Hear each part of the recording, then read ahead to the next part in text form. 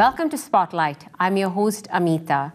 Join me weekly to get inspired by guests who will share their success stories and transformational events. In today's age, cyberspace communication is quite a priority. At the same time, cyber attacks is also a threat. Today's guest will shed some light on this topic.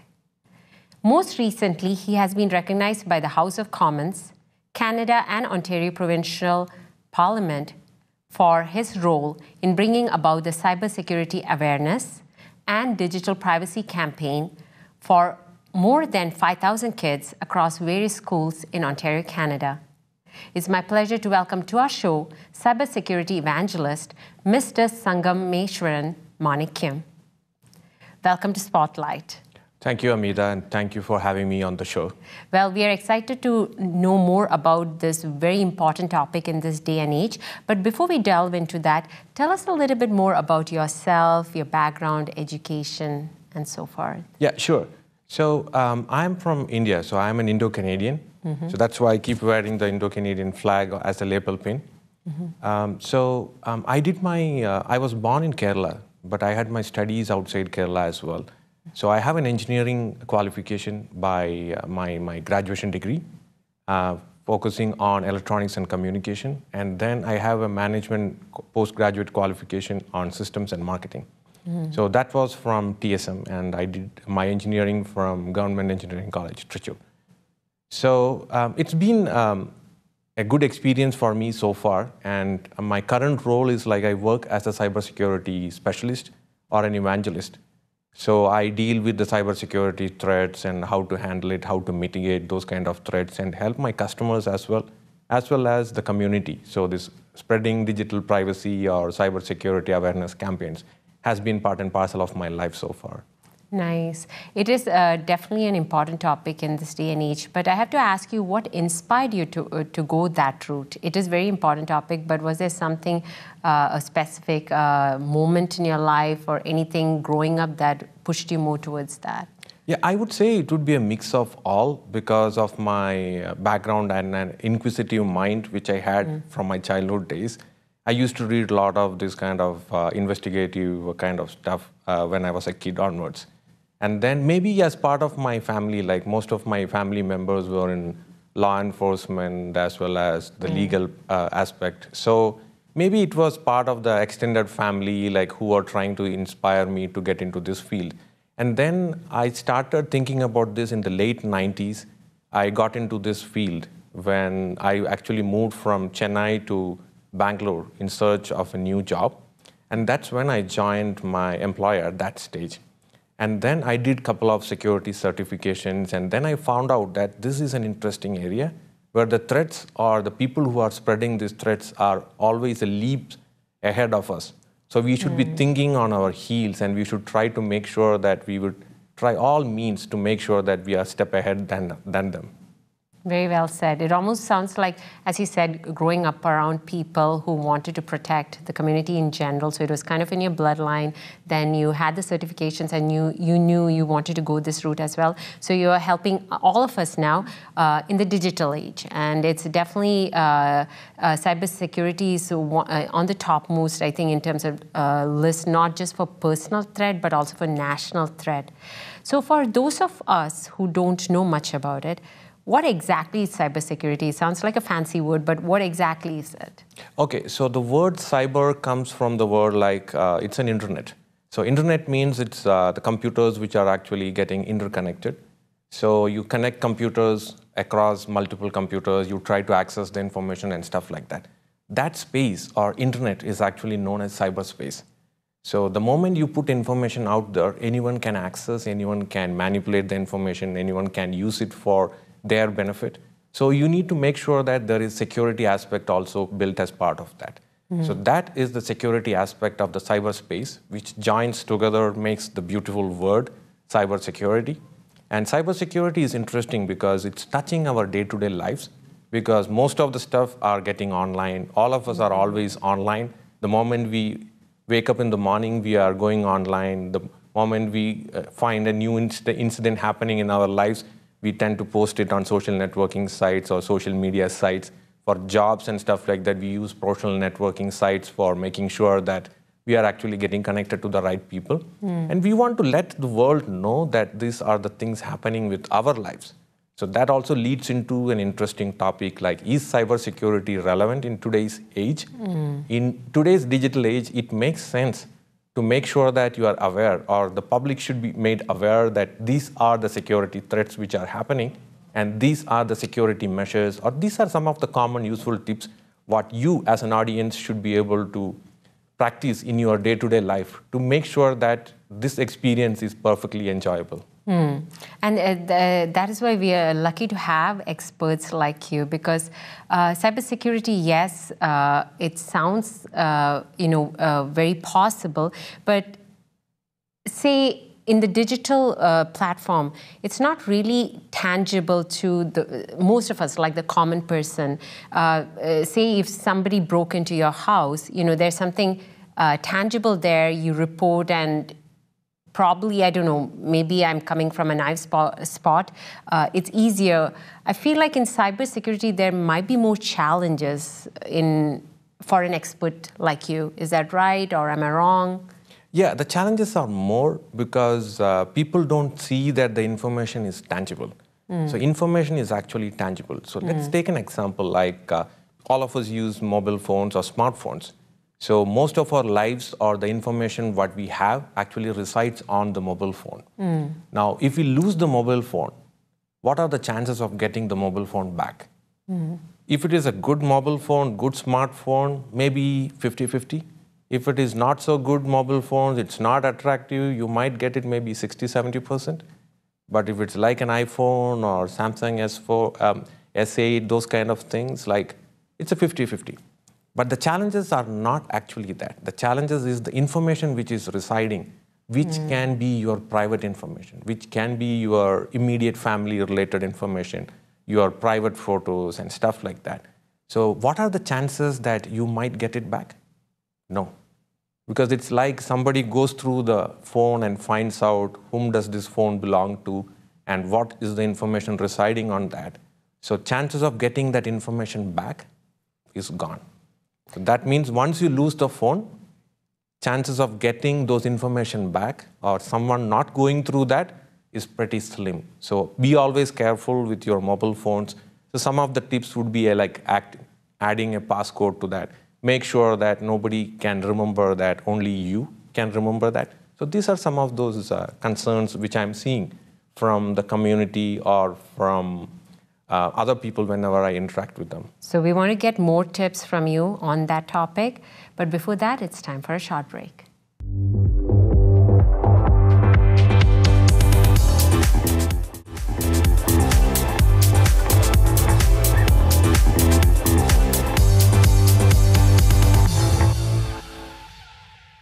Welcome back to Spotlight.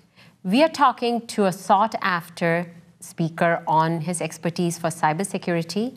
He also sits on the advisory boards for many industries. It is none other than Mr. Sangameswaran Manikkyam. So great, you started off by giving us some tips, and we were talking about the challenges with cybersecurity, if any. So if you could give us more insight.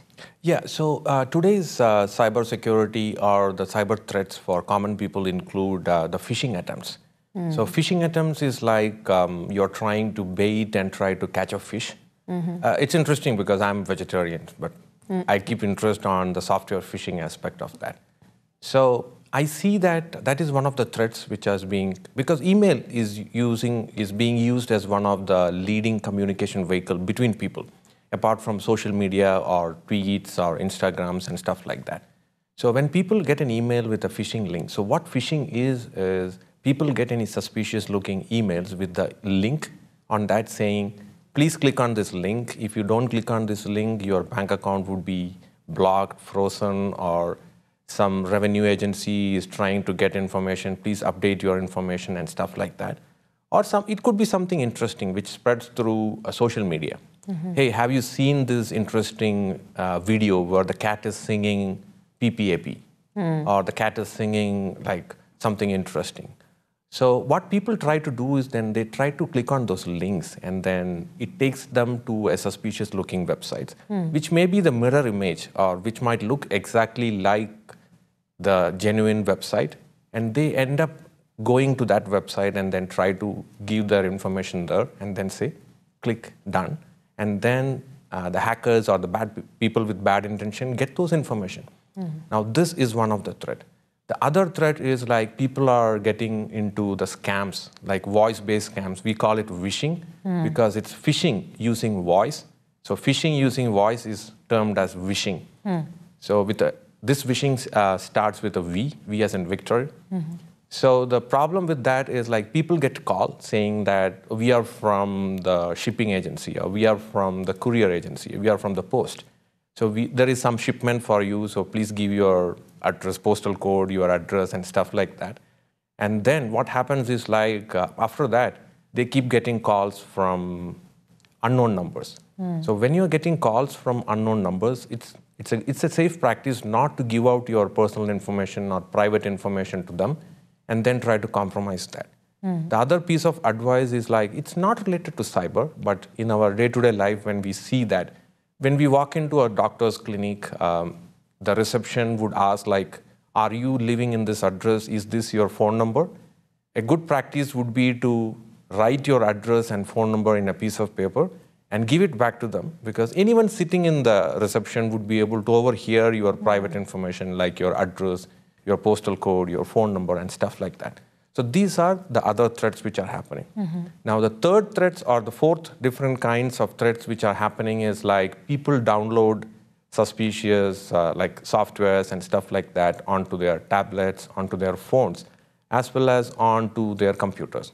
So once they get compromised, it leads into a different category. We call it as ransomware.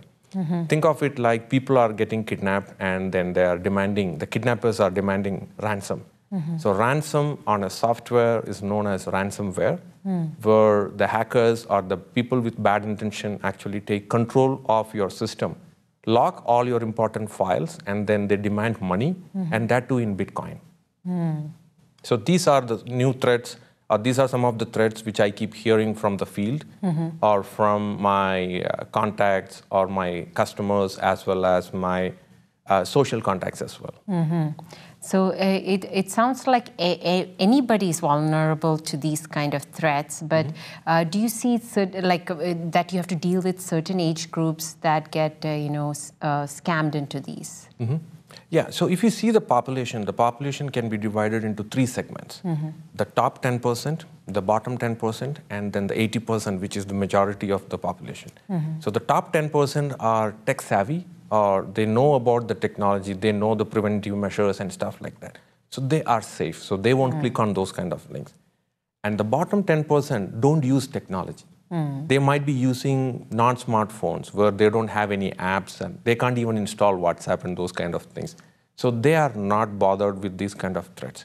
But the 80% majority, like the majority of the population chunk, are comprising of kids, like be it school-going age kids, or it could be adults, it could be senior citizens. So they form that 80% of the population. So what happens is like they don't know the threats are spreading like this, and they might be bothered, they might not be bothered, but they click on these links and they fall victim to that. So one of the examples is like kids are being given tablets just to make them happy. So the kid is crying, so the parents might give the tablet just to make sure that the kid should stop crying. So what happens is that then the kid starts playing on games and stuff like that. So in the games, there are something called like in-app purchases or something like a pop-up which will happen. So most of these pop-ups are driven by revenue. So what happens is that they try to make sure that the consumer is trying to click on those links or those apps and then try to download the new apps. So the apps does not know like the person who is playing that game is a small kid or is an older person. So the kids tend to see age inappropriate content at a very young age. So that is another threat. It's not a cyber-related threat, but it could be a threat. It could be a threat for the society as well. So what happens is like, then the people try to click on those apps and then they try to download. Now, most of these apps are less than a loonie. Like it could be 99 cents or $1.99, $2.99. So when it goes from the parent's credit card, it's better that if you keep watch on your credit card bills, Please keep watching for these kind of things when the kids are going ahead and purchasing games without your knowledge. So that is another problem. Now, the next aspect of that is like kids go ahead with that and they tend to on the camera. Without the parents' knowledge, they might be turning on the camera on the mobile device and they might be going Facebook Live using the parents' Facebook accounts, using access onto the camera, mobile camera, as well as other aspects of that. Hang on to that thought. We have more to talk about it, but before that, it's time for a short break.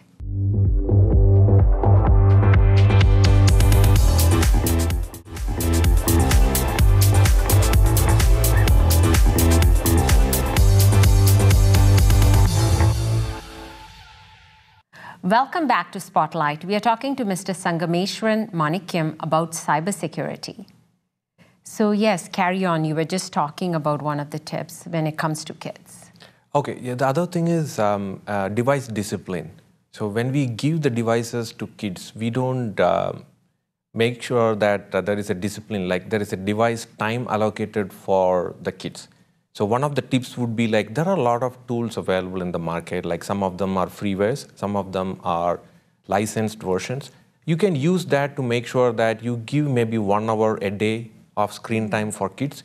It's just to make sure that you monitor what they are doing and just make sure that they are safe, because internet is a really unsafe place if you don't know, if you don't play by the rules. There could be a 5-year-old kid can pretend like a 50-year-old grown-up, or a 60-year-old person can behave like a 16-year-old teenager. So these are some of the threats. So you can always put those kind of controls. You can put all those monitoring things on your kids' devices. And make sure, and it's always like nothing can replace person-to-person talk, like talk to your kids and make them aware about all these things. The other concern, what I see from many parents is like kids are taking pictures, or even adults, they take pictures and they post with the geotagging turned on.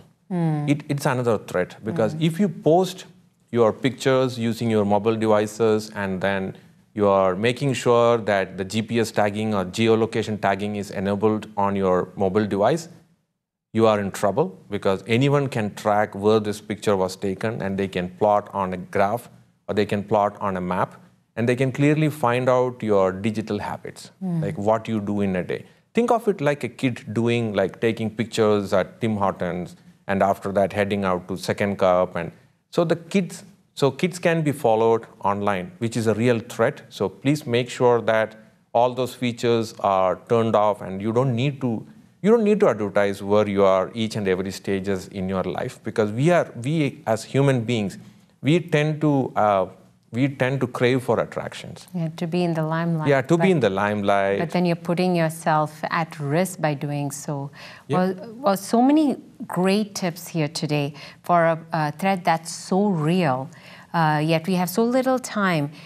Where can our viewers contact you for more information, for the talks that you give? Maybe they want to have you come over to their organization to have you give them a talk. How can they contact you? Yeah, thanks, Amitha. So they can actually get in touch with me directly on my email address. It's at security@snsk.com. And I do it free of cost for the benefit of community, because I believe like we should always give back to the society. We should always give back to the community. So if your organization or if your community wants or needs one of these cybersecurity awareness sessions with a lot of interesting examples, live demonstrations, get in touch with me and I would be able to do it for your organization or for your community, free of cost. Love it. From the bottom of your heart, you're doing something great for the community. And that is why at this point, I want to digress away from the topic of cybersecurity and come back to you as a person who wears so many other hats as well, not just a cybersecurity expert. So I hear you do a lot of little things. We got a glimpse of your stand-up comic part in our earlier segment where, yes, you're a vegetarian, but you still talk about phishing as one of the threats. Tell us about the whole other part of you, away from being a cybersecurity expert. Yeah, cybersecurity is my profession, but as a person, I have a good sense of humor. So I love jokes, the funny aspect of life. So I do stand-up comedy, I do DJing, I do MCing for events. I also write articles. I'm a lyricist. I keep writing lyrics for songs. Most of them are Indian, so the Indian-based songs I keep writing.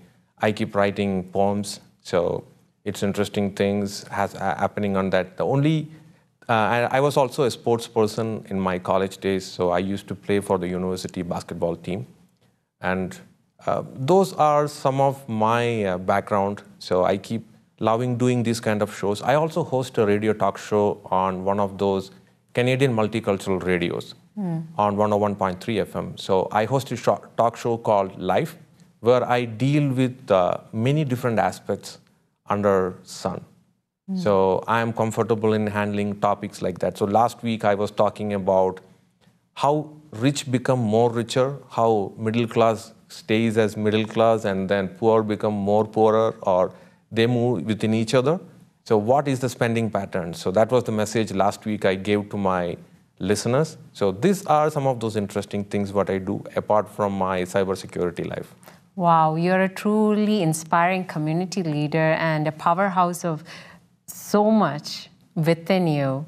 You balance it all of well as because I know of how people are getting help from you, whether it be in the area of cybersecurity or with all the other things that you mentioned that you do. Do you have any words of advice for our viewers who want to be go-getters like you? Yeah, sure. So if you want to do something in your life and you really love it, you will definitely find ways and means to achieve it in the right way, within the proper legal way. So I'm not advising anything going against that. The other aspect is like people who say that they don't have time to do anything, keep in mind you have 168 hours every week at your disposal. Even if you reduce the time taken 8 hours for sleep or doing chores at home or work and all those things, you still have approximately 30 to 40 hours a week to pursue your dreams. So it's up to you to decide whether you want to use that for sitting and watching TV or sitting and doing something else, or you want to pursue your dreams. So always be wise in spending your time at the right place with the right people. The positivity which you get from people when you spend time with good people, positive people around you, energizes you to do many things which you never thought in your life. Wow. Thank you so much, Mr. Manikkyam, for coming today, inspiring us with all the wonderful words that you've given us, and also giving us great tips on cybersecurity. And for, again, we had so little time today, but as he mentioned, do approach him via the email. Thank you very much once again. Thank you, Amitha, and thank you, CTV, and thank you, audience. Thank you. So there you have it. Mr. Sangameswaran Manikkyam has inspired us to be vigilant on the cyberspace, stay educated, and stay safe on cyberspace. Well, that's a wrap for this week's show. Thank you for watching us. Continue to follow us on Facebook and Twitter, and write to us at spotlight@ethnicchannels.com. Until next week, this is Amitha signing off, encouraging you to get educated about cybersecurity and also approach experts like Mr. Manikkyam.